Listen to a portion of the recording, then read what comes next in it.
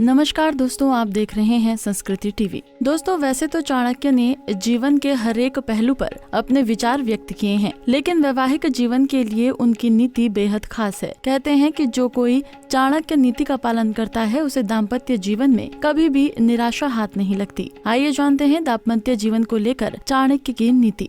चाणक्य कहते हैं कि व्यक्ति को कभी भी ऐसे परिवार में शादी नहीं करनी चाहिए जो उससे नीचे का दर्जा रखता हो। ऐसे में हमेशा याद रखना चाहिए कि अगर लड़की का परिवार लड़का पक्ष से ऊपर का है तो ऐसे के बाद पारिवारिक एकता नहीं बनी रहेगी। साथ ही उस परिवार की कन्या हमेशा आंख उठाकर बात करेगी। ऐसे में हमेशा इस बात का ध्यान रखना चाहिए। शादी को लेकर चाणक्य कहते हैं कि अगर लड़की सुंदर नहीं है, फिर भी अगर उसकी पारिवारिक पृष्ठभूमि अच्छी है, यानी कि लड़की का कुल खानदान अच्छा है, तो ऐसे में उस कन्या से विवाह करने में अधिक विचार नहीं करना चाहिए। मतलब शादी का प्रस्ताव स्वीकार कर लेना चाहिए।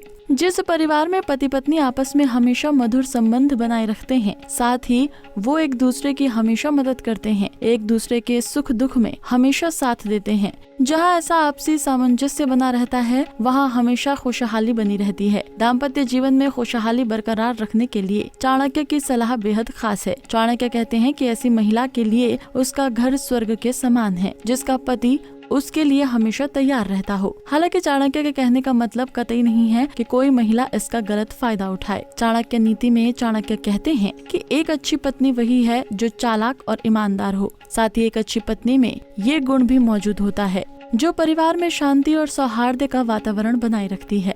चाणक्य कहते हैं कि एक अच्छा पति वही है जो कभी भी अपनी पत्नी से अभद्र भाषा का व्यवहार न करे, साथ ही जो कभी भी अपनी पत्नी की भावनाओं को ठेस न पहुंचाए। चाणक्य कहते हैं कि जो ऐसा करता है उसका वैवाहिक जीवन हमेशा कष्टों से भरा रहता है।